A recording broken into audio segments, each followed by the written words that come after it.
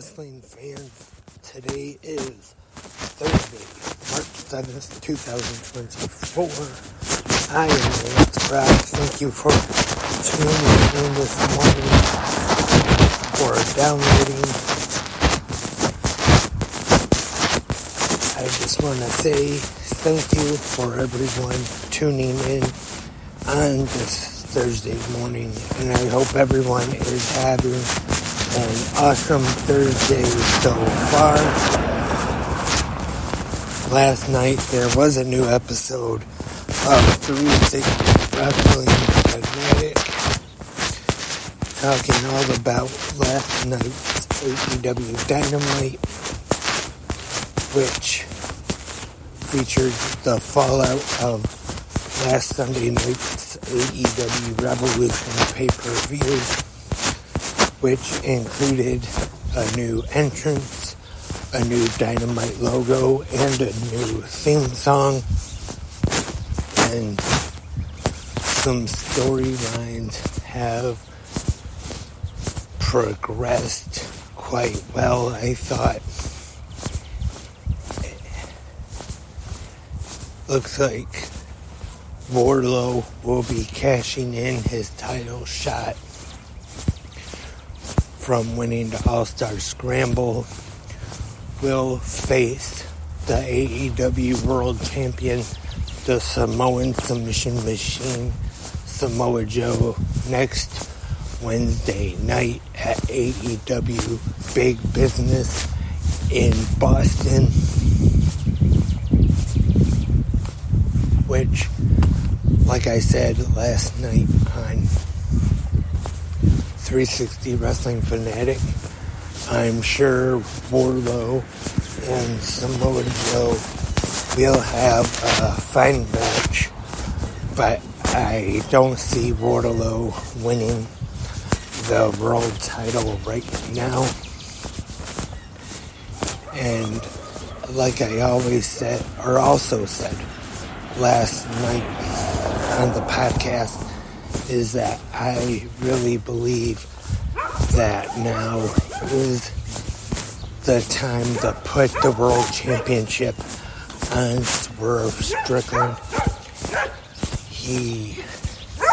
Maybe his first official babyface promo took place on Dynamite last night, and listen to that dog. I'm sure he's a big Swerve Strickland fan, hoping to see him as a future AEW World Champion. And he is way over with the fans right now. And right now, I would, like the old saying says, strike while the iron is hot. Or at least I think that's the old saying. I think Swerve already can be a top guy. I think they should push him to the moon, have him as the top babyface of the promotion. He's definitely over. And at first, I heard some people online, some podcasts, say that, oh, he's just over because of the Prince Nana dance during his entrance. And I would say at first, yeah, that probably was a big part of it, but I wouldn't say that's the only reason now that he is over with the fans. And also, we found out two huge announcements from the Young Bucks, the AEW EVPs, Matthew and Nicholas Jackson. First, we find out after attacking AEW officials at Revolution on Sunday that Hangman Adam Page is suspended indefinitely, but not from AEW. He is suspended indefinitely from the Elite. And also, Kenny Omega,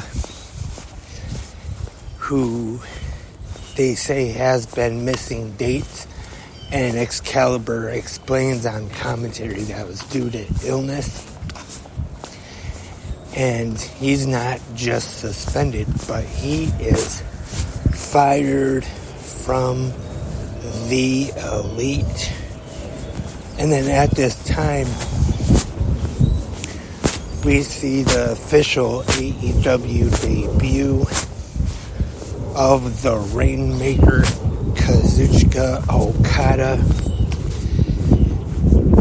Looks like he's gonna come in and be a little backup for Eddie Kingston, but instead he hits Kingston with the Rainmaker and joins the Young Bucks and is now part of the Elite. So my guess is that right now the Elite is only 3 members: Matthew Jackson, Nicholas Jackson, and now Kazuchika Okada. Last night, at first I was a little surprised. You have one of the biggest stars in pro wrestling, one of the best pro wrestlers in the world, recently leaving New Japan Pro Wrestling, and I was just asking myself, as Conrad Thompson would say, why would you bring in one of the top wrestlers in the world who could be super over as a babyface? Definitely one of the top babyface, if not the top babyface in your promotion. Why would you bring him in as a heel? And then I kind of thought, he has done good heel work in New Japan, and maybe it wouldn't be my first choice bringing Okada into All Elite Wrestling, making him a heel, but it could definitely work. And like I always say, we will have to just wait and see what happens going into next week's Big Business special episode of Dynamite. And then we have another addition to the AEW pay-per-view calendar, Dynasty, as AEW continues to add pay-per-views to their schedule for the year. And I have to admit, I know I've said this on the podcast many times before, but now that AEW continues to add more pay-per-views to their schedule, I hope soon that they get a deal similar to what WWE has with Peacock, with Max. And like I always say, I have Max included in my Cricket wireless plan, so I'm already set for it. And I wouldn't even mind if the same suggestion people have made for WWE when they first came out with the WWE Network, and that was have like the more smaller B pay-per-views on there for free, but still have the WrestleMania, the Royal Rumble, SummerSlam, the Survivor Series, the A pay-per-views where you still have to pay some kind of price, kind of like how TNA is doing with TNA Plus. Speaking of TNA Plus, TNA Sacrifice will be live tomorrow night on TNA Plus and Triller TV as well, Triller Plus, which going to have about 6 hours of pro wrestling to watch tomorrow. But first, tonight, we have a new episode of TNA Impact on Access TV. which will be followed by New Japan Pro Wrestling, also on Access TV, and Ring of Honor on Honor Club. And that's all for this Thursday morning episode of Good Morning Wrestling Fans. Don't forget, in the comment section, you can go there right now and leave your thoughts on last night's episode of AEW Dynamite. I know it's been about 4 days now, but you can still leave your thoughts and your opinions on AEW Revolution. Also, some of your favorite Sting matches and memories during his 39-year career as well. Or just anything pro wrestling you want to talk about in the comment section, either right here on Spreaker or YouTube or whichever podcast app or website you listen to on. Once again, thank you very much. I appreciate everyone being here, listening, and downloading the podcast this morning. 360 Wrestling Fanatic.